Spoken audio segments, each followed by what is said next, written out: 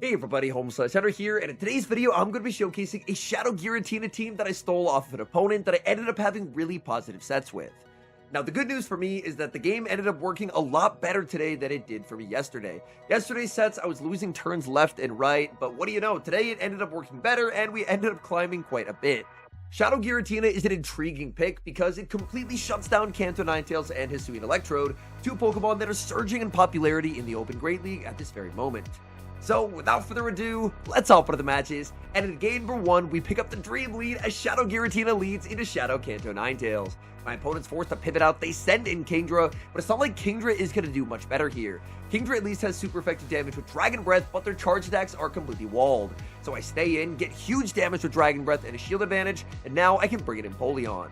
Empoleon is bulky enough that I should be able to tank 2 Surfs and the Dragon Breaths, and now I can immediately hit back hard with the Drill Peck. Drill Peck won't take the knockout, but honestly, I just want to get this Kingdra as low as possible, because now the Kingdra can even be Ember down by Ninetales later on in the game. Surf lands in the back, it's going to be Shadow Celio, and my opponent has 0 charge attacks in this entire game that can hit Giratina for anything other than resisted damage. They have the Kanto Ninetales, both of which are resisted, the Kingdra, which has 1 double resisted, 1 single resisted, and Celio, which also has 1 double resisted and 1 single resisted. That is the unique property of Shadow Giratina in the Open Great League. It is a lot of really interesting defensive resistances. Here, I wasn't quite sure if a Weather Ball would take the KO, so I fire off the Energy Ball. My opponent will go for the Surf and bring in their own Ninetales. I just need to burn the Switch Clock, so I fire off the Weather Ball, and then I can bring in the Giratina. My opponent's game plan here is pretty straightforward. They want to bait back out the Giratina, Powder Snow down with the Celio, and then try and make a Surf into the Kanto Ninetales. However, I still have enough health remaining on my Empoleon that plan is unfortunately not going to work out. They are going to get the full farm down, but they have no ability to farm down the Empoleon. So as they bring in the Celio, they're going to get a ton of energy, but they're going to have to throw a move at the Empoleon, because otherwise they're just getting farmed down. They pivot into Kingdra, Kingdra falls, in comes the Celio, Celio gets Metal Sounded down as well, and that's a good game.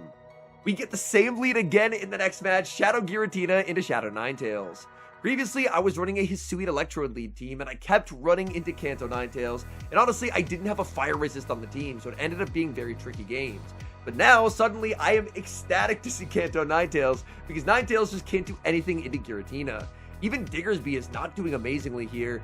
I'm also able to win charge attack priority over the Diggersby, grab a shield advantage, and now that I've gotten the Diggersby super low and I've gotten a shield advantage, I feel like Giratina has done its job. Scorching Sands doesn't even take the knockout, I can save it for a catch later in the match, and send in Empoleon.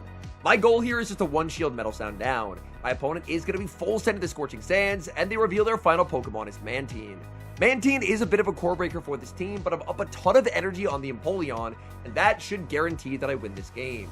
Even if my opponent lands a Water Pulse, I'm an Empoleon, I'm going to be able to survive. I resist all of their possible charge attacks. They do go for the Water Pulse, and I farm up to 2 more Drill Pecks. Now, Mantine is bulky enough that they may be able to hang on here. It's going to be pretty close, so I don't want to risk it. I get as much Metal Sound damage as possible before firing off the Drill Peck. Drill Peck is going to land with the Metal Sound damage. Mantine is going to fall. My opponent could try and go for the catch here. I farm up, I wait the turn, they don't get the catch, and this is guaranteed to pressure away their final shield. Once I have their final shield, I can just bring in my Ninetales, and their energy is completely useless. Unfortunately, one of the worst matchups for Kanto Ninetales up energy is an opposing Kanto Ninetales, as you are completely walled. My opponent tries for the catch, they do not get it, we Ember down the Diggersby, opponent sees the writing on the wall, and concedes the match. Unfortunately, the fun's over in the next match as we pick up a terrible lead, leading Shadow Giratina into Carbink. I farm up energy, save switch into Empoleon, and my opponent's going to respond with Medicham. Now, up energy, Empoleon can put up a pretty decent fight here, but unfortunately, even with landing the super effective Drill Peck, I'm never going to be able to farm down. However, honestly, I don't see that as too much of a problem. I'm going to be able to get them very, very low in the 2 shield, and I'm just going to look to try and catch out.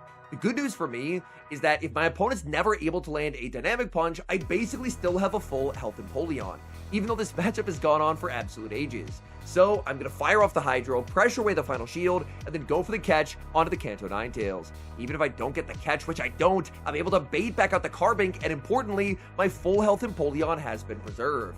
And I can threaten huge damage on a Carbink with Energy Ball. Energy Ball is going to land. They overfarm too much and let me get Energy Ball number 2.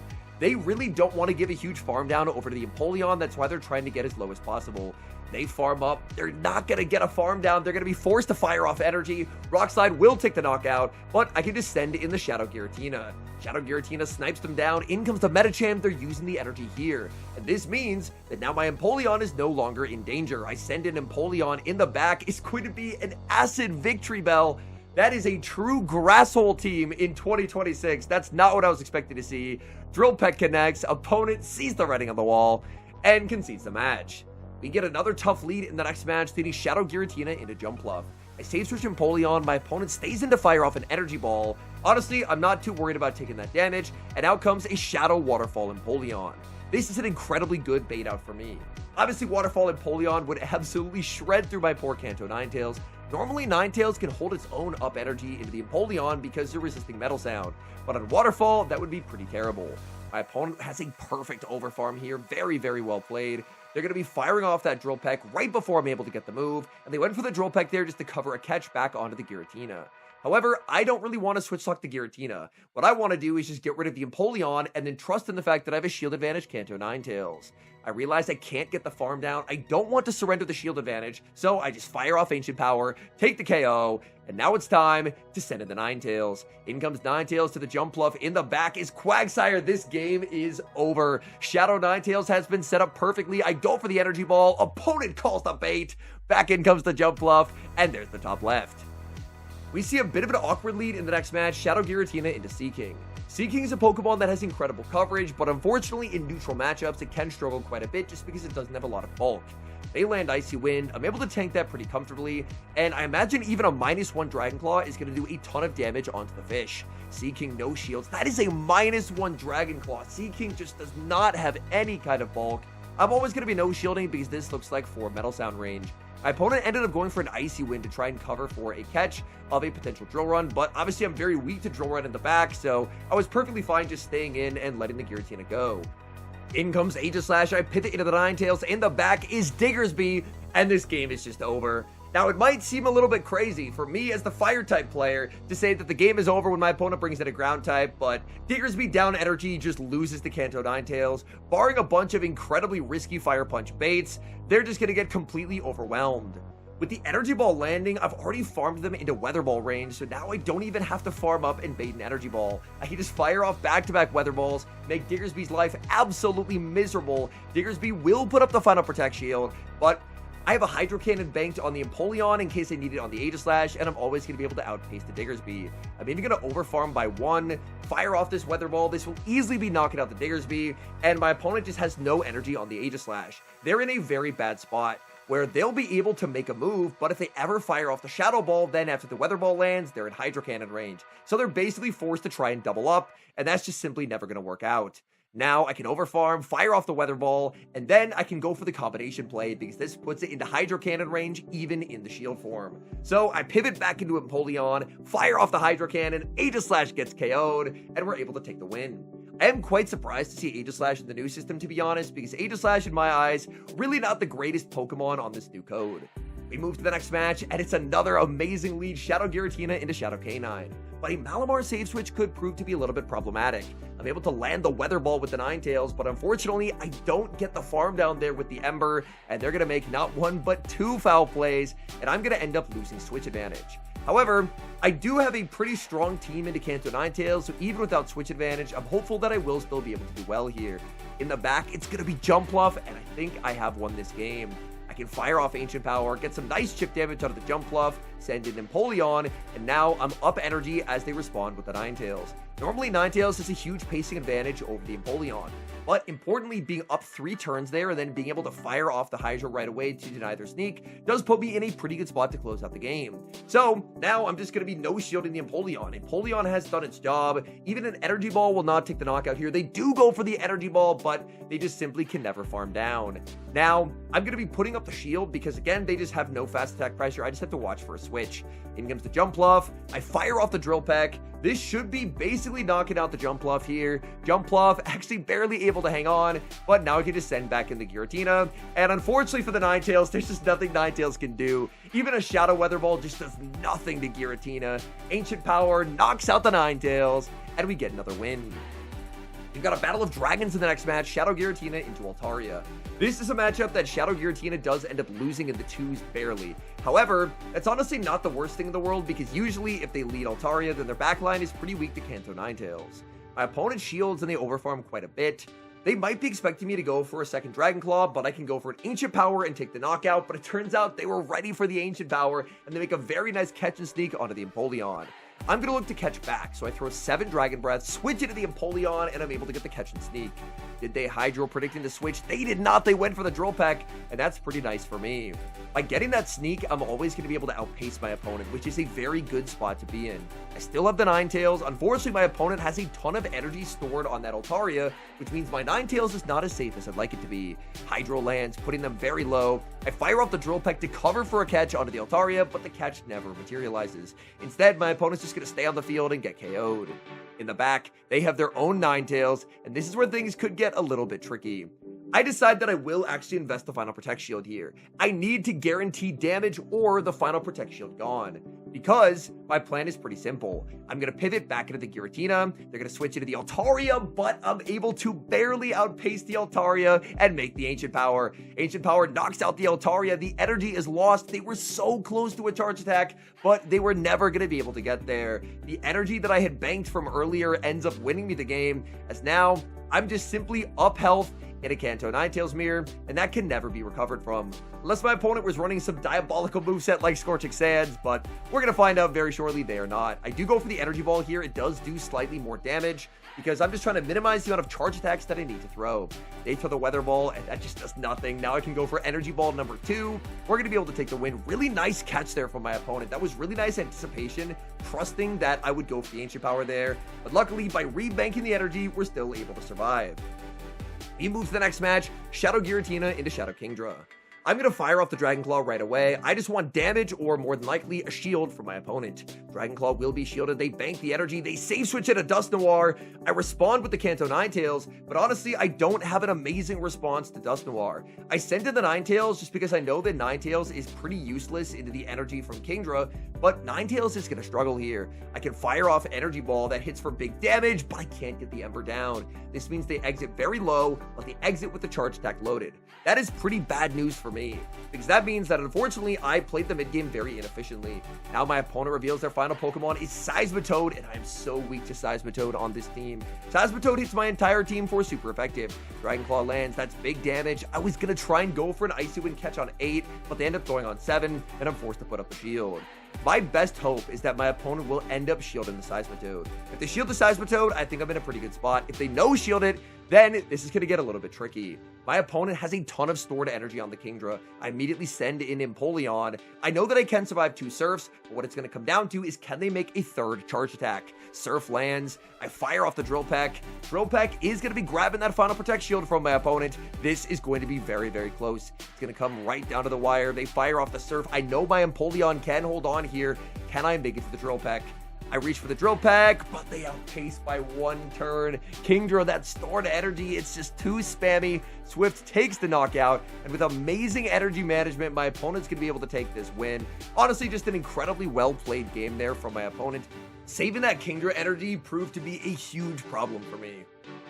Hopping into the final match, picking up a slightly negative lead, Shadow Giratina into Shadow Celio. I save switch Empoleon. I could have fired off the Drill Peck right away to get the turn back, but I was expecting my opponent would go for a catch, so I made the hard read and I didn't throw the energy, and that actually cost me getting my turn back. However, I can fire off the Drill Peck, put them pretty low. This time they do go for the catch. I tried to read the catch the first time. I was unsuccessful, but second time's the charm. We read the catch. The Diggers be switching now in absolute shambles. As I land the first Hydro, they're going to be forced to shield the second Hydro, and guess what? They can't even Mudshot down. They're going to be forced to fire off a Fire Punch to take the KO. So, this has suddenly turned into a very favorable spot for me. Now I can bring in the Shadow Giratina. I'm going to be shielding the first, tanking the second, and going for a full Dragon Breath farm down. This way I'm going to exit with a ton of energy. My opponent realizes they cannot let that happen, so they pivot back into Celio. These Powder Snows do hurt, but I do fully wall Celio's moveset. Celio goes for a Surf. This can only be a Body Slam. This is double resisted. I'm very fine letting this go and just fully farming them down. Now I have so much stored energy on the Shadow Giratina. I'm pretty sure that Diggersby is close to dry, so if they bring in the Diggersby, which they do, I can overfarm massively. I'm going to farm up to where I'm just shy of the back-to-back charge stacks. I'm going to be full setting the Dragon Claw. That KOs the Diggersby. In the back is going to be a Shadow Quillfish. That is a very cool pick, but unfortunately, there's just nothing they can do. The Dragon Claw pressures away the shield, and there's no Pokemon in the game that I think wants to be down a shield less than Shadow Quillfish. Shadow Quillfish, it just can't do anything if it doesn't have that shield advantage. I get to fire off Energy Ball. Energy Ball hits for huge damage onto the Quillfish. They need a double up that they're just simply never going to get. We get the Ember down and take the win. This team ended up being a ton of fun. I do wish that I remembered the name of my opponent who I ended up encountering running this team. I was running a Hisuian Electrode team, and I got absolutely slaughtered by the Giratina. It was just not even a remotely competitive game because Hisuian Electrode, everything I throw is resisted. I had a Primate bit of Fearow in the back, so I had no resistance to Dragon Breath, and the Shadow Giratina just destroyed me. And I thought to myself, wait a minute, that actually seems like a very cool anti-meta pick. I should try this out, see how it performs, and honestly, I was very, very impressed. I think the backline really sets up the Shadow Giratina as well. Empoleon proved to be a flexible enough safe switch.